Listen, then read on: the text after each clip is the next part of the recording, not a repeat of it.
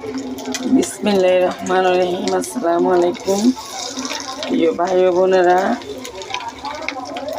দেশের ভিতরে এবং বাইরে কেমন আছেন ভাই ও বোনেরা? আলহামদুলিল্লাহ আমরা ভালো আছি। আমি আলু দিয়ে ঝোল করে ডিম রান্না করতেছি। দেখেন, প্রথমে ভেজে ফেলতেছি, ডিমগুলোকে সিদ্ধ করেছি। ভেজে এগুলোকে ডিম দিয়ে রান্না করবো, ধনেপাতা কাঁচামরিচ দিয়ে।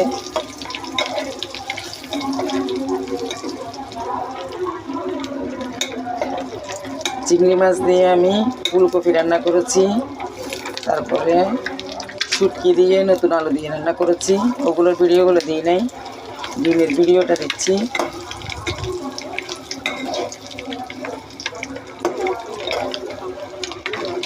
আজকেও আমাদের মেহেদি অনুষ্ঠান আছে রাতে, কালকে দুপুরে বিয়ে আছে অনুষ্ঠান দুপুরে,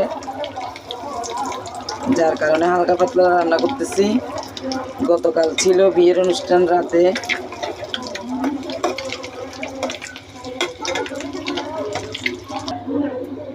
প্রিয় ভাই ও বোনেরা, দেখেন ডিমটা ভাজা হয়ে গেছে অনেক সুন্দর করে, মাশাআল্লাহ। এখন আমি এখানে রান্না করব। রান্নার তেলটুকু দিয়ে দিচ্ছি পরিমাণ মতো। এই যে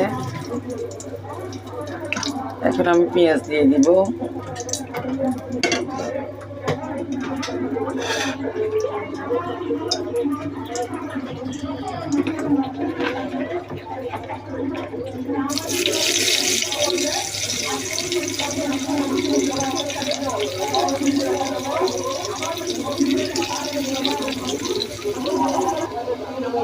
দেখেন পেঁয়াজগুলো কষানো হয়ে গেছে। পেঁয়াজ কষাতে কিন্তু অনেক সময় লাগে, বেশ কিছুক্ষণ সময় লেগে যায় পেঁয়াজ কষাতে। দেখেন এখন কষানো হয়ে গেছে। আমি পরিমাণ মতো মরিচের গুঁড়া কিন্তু অনেক ঝাল, ইন্ডিয়ানি মরিচটা আমি চুড়াই ব্যবহার করি, মানে খাই আর কি। অল্প করে দিয়েছি স্বাদ মতো। তারপরে স্বাদ মতো লবণটা দিয়েছি,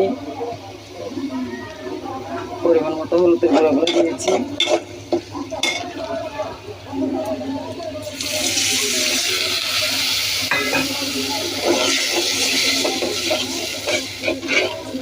সামান্য পরিমাণ মেজবানি মশলা দিব, যেন মেজবানি ঘ্রাণটা আসে ডিমে।